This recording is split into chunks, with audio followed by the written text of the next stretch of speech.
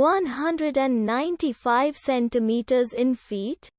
First of all, we need to know the value of 1 centimeter in feet. It's always 1 centimeter equals 0.03280839895 feet. Now we have to multiply 0.03280839895 by 195.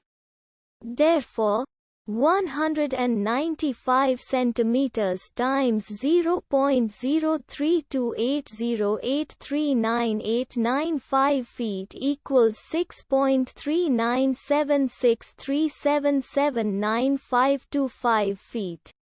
So, in other words, 195 centimeters equals 6.397637795525 feet.